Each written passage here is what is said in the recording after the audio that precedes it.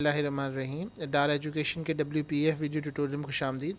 Last lecture में हमने ये किया था कि हमने आपको बताया था कि किस तरह से SQLite जो है आपने करना है। अगर आप अब इसकी तफसील के ऊपर आते हैं, SQLite बेसिकली एक मतलब लो लेवल सर्वर के बगैर एक डेटाबेस क्रिएट करता है।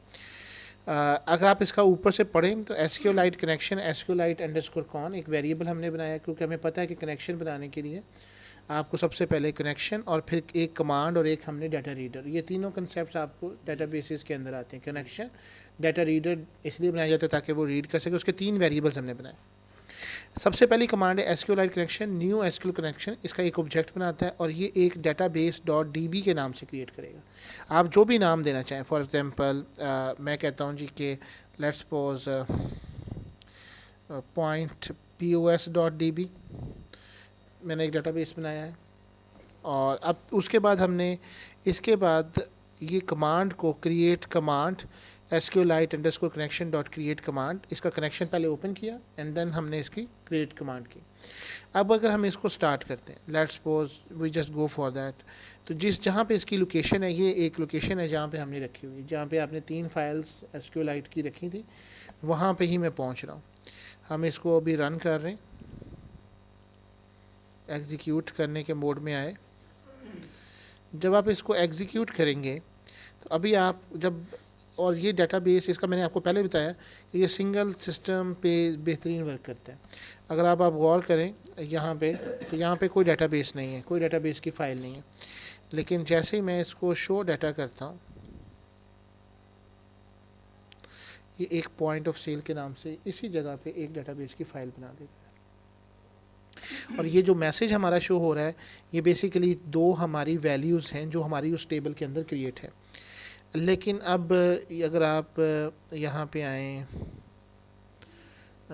हमारी ये फ़ाइल है, तो इसके अंदर आगे ये दो वैल्यूज़ कैसे आई हैं। लेट्स सपोज मैंने एक क्रिएट टेबल की है जिसका नाम मैंने टेस्ट रखा हुआ है, और उसमें मैंने एक ID इंटीजर प्राइमरी की और एक टेक्स्ट वेरिएबल कैरेक्टर, जिस तरह आप एक पहले डाटाबेस बनाते हैं सेम टू सेम वैसे ही बनाने। जैसे मैं फॉर एग्जांपल यहाँ पे कर रहा हूँ और मैं एक इंसर्ट वैल्यू करता हूँ। लेट्स सपोज SQL वो जो हमने कमांड बनाई है डॉट कमांड टेक्स्ट, उसमें सिर्फ आप टेक्स्ट दे दें, उसकी वैल्यूज़ आप इंसर्ट कर दें। लेट्स सपोज सैफुल्ला डार, और दूसरे में Sohaib with cousins.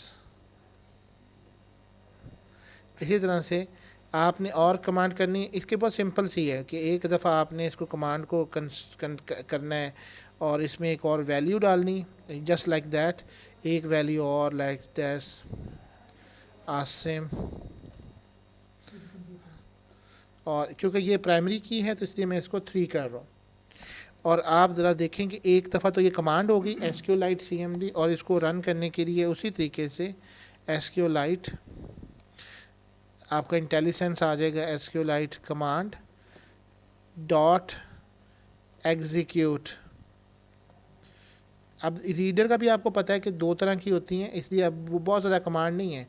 Execute non Curie और एग्जीक्यूट स्केलर। स्केलर वैल्यूज़ लेता है, नॉन क्यूरी का काम आपकी फंक्शनिंग परफॉर्म करना है। ये एक परफॉर्म। अगली कमांड जो है वो है SQLite की, वो है कमांड टेक्स्ट, यानी कि आपने जो भी कमांड देनी है इसके साथ डॉट कमांड टेक्स्ट देके आपने वो कमांड लिख देनी है। यहाँ लिखा हुआ है सेलेक्ट स्टैटिक फ्रॉम टेस्ट, और उसके बाद हमारी वो नीचे वो रीड की कमांड लगाई एंड देन हमने उसको रीड कर लिया। अगर अब आप इसको चलाएं, रन करें, क्योंकि आगे हमने इसकी पूरी एक एप्लीकेशन बनानी, तो show data, you just see that Saifullah Dar, Sohaib with cousins and Asim. तो जो आप डाटा देंगे, जितना मर्जी बड़ा डाटाबेस बनाना, बजाय इसके कि आप SQL सर्वर पे बनाएं, MySQL पे बनाएं, उसी जगह पे एक फ़ाइल रखें। अगर आपने स्टैंडर्ड लोन सिस्टम स्टैप पे बनाना है, जब आप इसको इसकी वो एप्लीकेशंस वगैरह सारा मैनेज करेंगे तो इट्स वंडरफुल।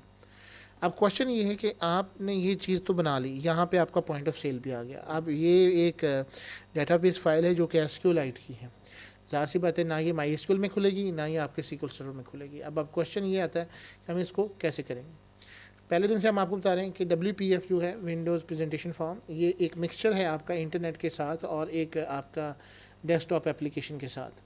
तो बेहतरीन तरीका ये है कि इसको अब इसको व्यू कैसे करेंगे। लेट्स सपोज आप किसी भी ब्राउज़र में जा सकते हैं, लेकिन लेट्स सपोज मैं जा रहा हूँ आपके मोज़िला फायरफॉक्स में। इसके अंदर आप जब ऐड ऑन पे आ जाएंगे, ऐड ऑन्स पे, तो आपके साथ एक खुल जाएगा मैसेज। अब आप यहाँ पे इसकी ऐड ऑन्स में लिखें एसक्यूलाइट।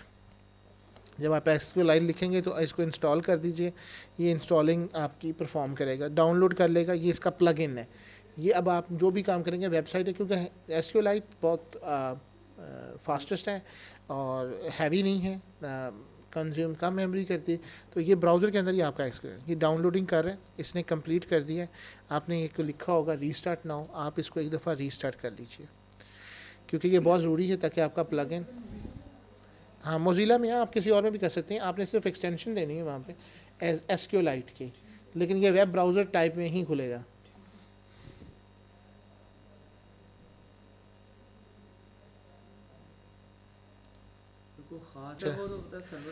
इस कदर इम्पॉर्टेंट है। अगर आपने एक स्टैंड लोन एप्लीकेशन बना रहे हैं तो इसके क्या है कि एक लाइट है, सॉफ्टवेयर है, सर्वर्स के बगैर की सर्वर की ज़रूरत नहीं है। उसकी इंस्टॉलेशन कितनी मुश्किल है, आप डिप्लॉयमेंट कितनी मुश्किल है, तो इसकी बजाय इसकी ये कि फ़ाइल बन के आपके पास काम हो रहा है। जब आप इसका एक पैकेज बनाएंगे, किसी को भी एक पॉइंट ऑफ सेल सिस्टम देते हैं, वो उसके कंप्यूटर पे इंस्टॉल करना है, एक एक्जी फाइल बनाएंगे, उसके अंदर डेटाबेस भी होगा, तो आपको किसी किस्म की कन्फिग्रेशन और बाकी चीज़ों की ज़रूरत पेश नहीं आएगी। अच्छा, आप इसकी ये ऐड ऑन्स हो चुके हैं, यहाँ आप चेक भी कर सकते हैं, माई ऐड ऑन हो चुका है। लेकिन बिल फर्ज आपने चेक करना हो तो मेन्यू बार लेके आते हैं, आप फाइल में आते हैं तो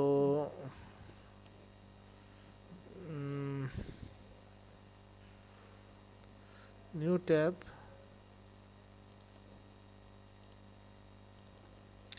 यहाँ पे टूल्स में एसक्यूलाइट मैनेजर आ गए, क्योंकि हर एक का डिफरेंट होता है, डिफरेंट वर्जन्स। तो आप एसक्यूलाइट वर्जन आएंगे तो ये आपका एसक्यूलाइट वर्जन है डेटाबेस का। किसी की आंखें फटी रही। अच्छा, इसमें आप डेटाबेस बना सकते हैं। अगर आपने एसक्यूलाइट करनी है तो वो एक अलग मसला है। अभी हमारा यहाँ पे एसक्यूलाइट का कंसर्न नहीं था कि हमने आपको एसक्यूलाइट सुनाई, हमारा मौजू चल रहा है WPF का।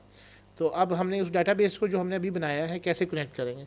अगर आप यहाँ पे वापस आएँ जहाँ पे आपकी फ़ाइल थी, यहाँ तक इसको कॉपी कर लें एड्रेस को, एंड जस्ट आप वापस आएँ डेटाबेसेस पे एंड कनेक्ट डेटाबेस पे क्लिक करें। जब आप कनेक्ट डेटाबेस पे क्लिक करेंगे तो यहाँ पे आप इसका पाथ दे दें। जब आप इसका पाथ देंगे तो आपको कोई फ़ाइल नज़र नहीं आएगी, लेकिन आप एसक्यूलाइट की आल फाइल्स करेंगे,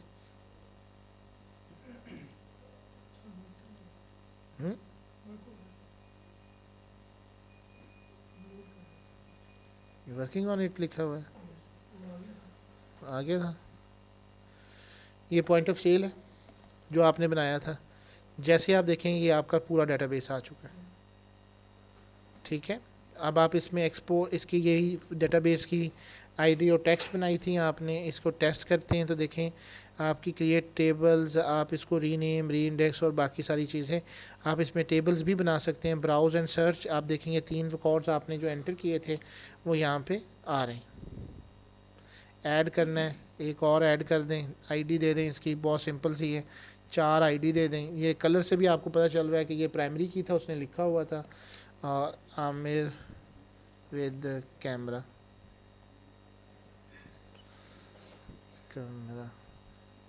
okay, so we have the value there, okay, then the record was inserted successfully। अब आप इस एप्लीकेशन को इस बार रन करेंगे तो आपके पास एप्लीकेशन दोनों तरफ से रन हो जाएगी। सो इसका पूरा मकसद बताना आपको ये था कि किस तरह से आपने एसक्यूलाइट को यूज़ करना है। अगर आपने एसक्यूलाइट यूज़ करते हैं तो इसके बेनिफिट्स के ऊपर हमने लास्ट टाइम पे भी बात आपसे की थी।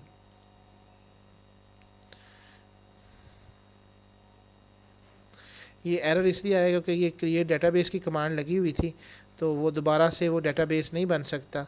या तो आप इस तरह से कीजिए कि यहाँ से अगर आप इसको डिलीट करेंगे तो वो डाटा ज़ाया हो जाएगा, क्योंकि ये प्रोग्रामेटिकली है। तो आप